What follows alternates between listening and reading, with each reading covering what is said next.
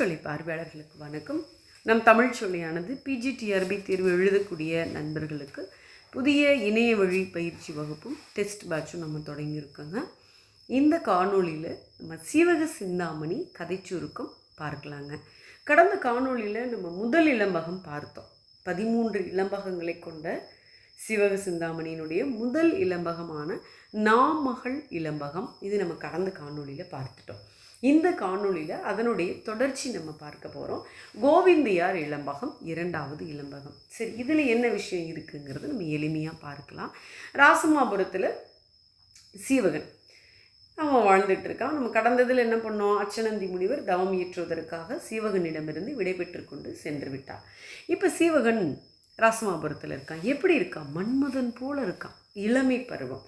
எல்லா வித்தைகளையும் கற்றுக்கொள்கிறார். யானை ஏற்றம், குதிரை ஏற்றம் எல்லாத்துலேயும் நல்ல பயிற்சி பெற்றுவிட்டான். பார்க்கிற கண்டோர் விரும்பும் வண்ணம் தேரை செலுத்துகிறான். தேர் செலுத்துறதுல மிகச்சிறந்து விளங்குறான். எல்லாரும் அவனை பார்க்குறவங்க மகளிரெல்லாம் கண்டு வியப்படைகிறாங்க. அவனுடைய வீரத்தை போற்றுகின்றனர். அந்த மாதிரி அவன் வளர்ந்து வரான். சரி, இவன் இருக்கக்கூடிய இந்த முல்லை நிலத்தில் பசுக்கூட்டங்கள் ஆணிரைகள் எப்படி இருக்குன்னா நல்ல வளமாக இருக்குது. கன்றுகளை நினச்சி அப்படியே பால் சொரியுது. அப்படிப்பட்ட நல்ல வளமான நிலம். இளவேநீர் காலம். சரி, இளவேநீர் காலமாக இருந்தாலும் அங்கே முல்லை கொடிகள் பூத்து கொழுங்குது. ஒரு சமயம் இந்த முல்லை நிலத்தில் வேடர்கள் எல்லாம் ஒன்று திரண்டு வந்து ஒரு குன்றின் மேல் கூடுறாங்க. கூடி இந்த பசுக்கூட்டங்களை கவர்ந்து செல்வதற்காக சூழ்ச்சி செய்கிறாங்க இந்த வேடர்கள். அப்போ நிமித்திகன் தடுக்கிறதையும் புறக்கணித்து வேலனை வணங்குறாங்க. பறையும் துடியும் கொட்டி முழக்கிறாங்க. ஆயர்கள் பக்கமும் ஒரு நிமித்தன் வந்து சொல்கிறான், இந்த மாதிரி ஒரு தீங்கு வரப்போகுது, இந்த வேடர்கள்லாம் திரண்டு வந்து நம்ம பசுக்கூட்டங்களை கவர்ந்துட்டு போகிறாங்க அப்படின்ட்டு அந்த பசுடைய உரிமையாளர்கள் ஆயர்கள் இருப்பாங்க இல்லைங்க, அவங்கக்கிட்ட நிமித்திகன் அப்படிங்கிறவங்க குறி சொல்கிறவங்க, சகுனம் பார்த்து சொல்கிறவங்க. நிமித்திகன் வந்து இந்த மாதிரி வரக்கூடிய தீங்கை பற்றி சொல்கிறான். சரி, வீரர்களை நோக்கி நீங்கள் இந்த மாதிரி நம்ம பசுக்கூட்டங்களெல்லாம் பாதுகாத்துக்கோங்க அப்படின்னு சொல்கிறான். நிமித்திகன் கூறியவற்றையெல்லாம் கேட்டுட்டு இந்த ஆயர்கள் எப்படியாவது நம்ம பசுக்கூட்டங்களை காப்பாற்றணும், வேடர்களை வந்து பிடிச்சிட்டு போகிறோன்னு போகக்கூடிய ஒரு சூழல் இருக்குது, நிமித்திகன் சொல்லியிருக்கான்னு சொல்லிட்டு அந்த காப்பதற்காக விரைந்து போகிறாங்க. வேடர்களுக்கும் ஆயர்களுக்கும் இடையில் கடுமையான போர் நிகழுது. வேடர்கள் அம்பு மழை போல் பொழியிறாங்க. ஆயர்களால் தாங்க முடியல. நாலா பக்கமும் சிதறி ஓடுறாங்க. அந்த ஆயர்கள் கையில் வச்சுக்கிற அவங்களுடைய குழல் கோடை எல்லாத்தையும் காட்டிலேயே போட்டுட்டு ஆயர்கள் அவங்களுடைய இருப்பிடங்களுக்கு வராங்க. இடைச்சேரிக்கு விரைந்து வராங்க. மகளிர் இருக்காங்க பார்த்தீங்களா, அந்த பெண்கள்லாம் ஐயோ நம்மளுடைய பசுக்கூட்டங்களை இழந்துட்டோமேன்னு சொல்லிட்டு வயிற்றிலும் வாயிலும் அடிச்சுக்கிட்டு புலம்புறாங்க. இந்த ஆயர்கள் எல்லாம் என்ன பண்ணுறாங்க, அரண்மனைக்கு போகிறாங்க. மன்னன்ட்ட தானே போய் எல்லாம் சொல்லணும். அரண்மனைக்கு ஓடுறாங்க. வாயிற்காவலன்ட்டு இந்த செய்தியை சொல்கிறாங்க. அவன் போயிட்டு மன்னன்கிட்ட இந்த செய்தியை சொல்கிறான். ஆயர்கள் இந்த மாதிரி அவங்க பசுக்கூட்டங்களை வேடர்கள் கவர்ந்துட்டு போயிட்டாங்க, இந்த மாதிரி ஆயர்கள் வந்து நம்மக்கிட்ட முறையீடு பண்ணுறாங்க மன்னா அப்படின்ட்டு அவங்க சொன்னதை வந்து மன்னன்ட்ட சொல்கிறான். மன்னனுக்கு கடும் கோபம் கொண்டு எப்படியாவது இந்த ஆணிரையை மீட்டு வரணும்னு சொல்லிட்டு வீரர்களை அனுப்புகிறான். முரசு முழங்குது, சங்கு ஒலிக்குது, நிலம் நடுங்க, படைகள் செல்லுது.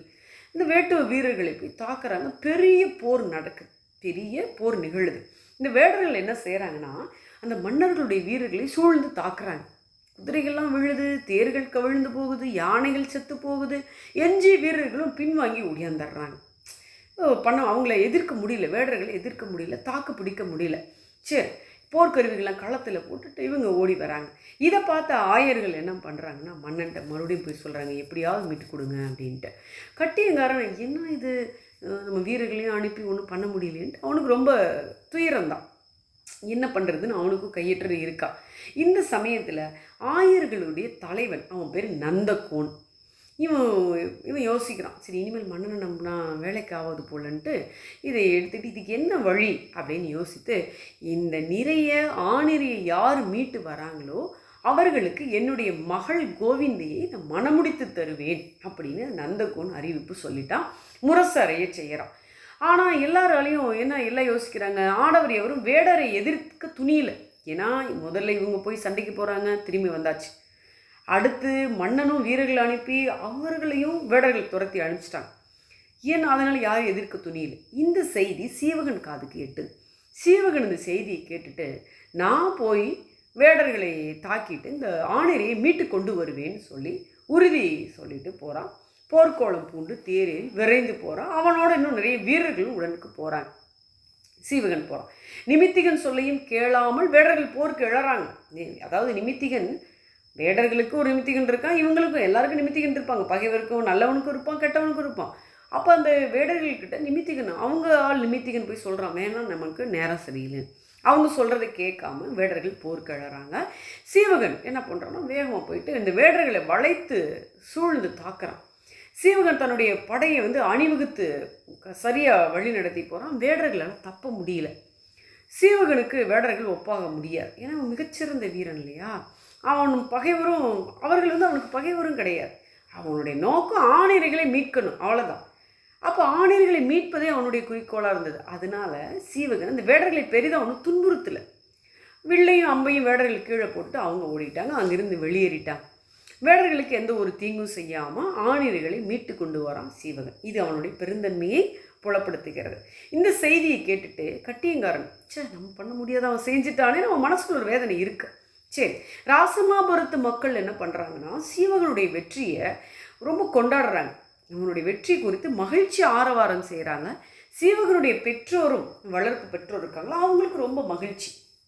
நந்தகோன் என்ன பண்ணுறான், ஏற்கனவே சொல்லியிருந்தான் இல்லையா, மீட்டுட்டு வரவங்களுக்கு தன்னுடைய மகள் கோவிந்தியை மணமுடித்து தரேன்னு சொல்லிட்டு சிவகனிடம் சொல்கிறான், நான் சொல்கிறத கேளு, இந்த மாதிரி மணமுடித்து தரேன்னு கேட்குறான். நான் 1000 குலத்தில் தோன்றியவன், என் மகள் கோவிந்தையை நான் உனக்கு மணமுடித்து தரேன், பொற்பாவை 7உடனே, அவளை போல பொன்னால் செய்த 7 பாவைகள் பொம்மை, அதோட உனக்கு நான் மணமுடித்து தரேன், அவளை நீ திருமணம் செய்து கொள், குலத்தின் தாழ்வை கருதாது என் மகளுக்கு மாலை சூட்டுகன்னு வேண்டான். ஏன்னா இவன் அரசனுடைய மகன் அல்லவா, அவளுடைய 1000 குல பெண். ஸோ இந்த அரச குலத்தவர் தம்மினும் தாழ்ந்த குலத்தவரை மணப்பது தகுதியன்றுன்னு சீவகன் என்றான்.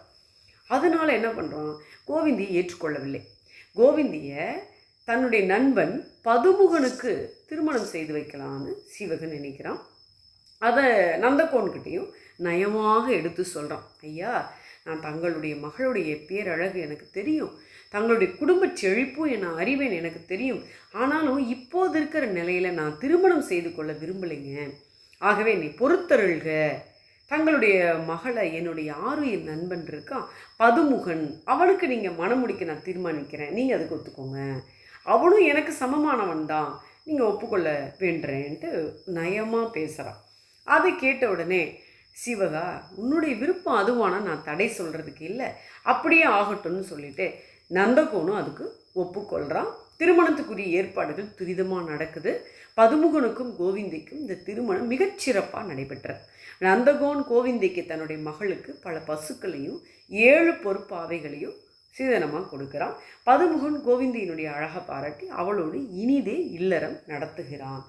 இது 2வது இளம்பகம், கோவிந்தியார் இளம்பகம் முடிந்தது. அடுத்தது நம்ம அடுத்தடுத்த காணொளியில் அடுத்தடுத்த இளம்பகம் பார்ப்போம். தொடர்ந்து பாருங்கள். ஏன்னா மிகப்பெரிய ஒரு காப்பியம், அதனுடைய கதையை நம்ம சுருக்கமாக சொல்கிறோம், சரிங்களா. ஆனால் அதே சமயம் எதையும் விடுபடாமல் சுருக்கமாக, இது ரொம்ப எளிமையாக இருக்கும் இந்த கதையை தெரிந்து கொள்வதற்கு. தொடர்ந்து நீங்கள் நம்ம தமிழ்ச்சோலை பார்த்துட்டு வாங்க. தொடர்ந்து நம்ம தமிழ்ச்சோலைக்கு பேராதரவு கொடுத்து கொண்டு வரக்கூடிய நண்பர்கள் அனைவருக்கும் மனமார்ந்த நன்றி, வணக்கம்.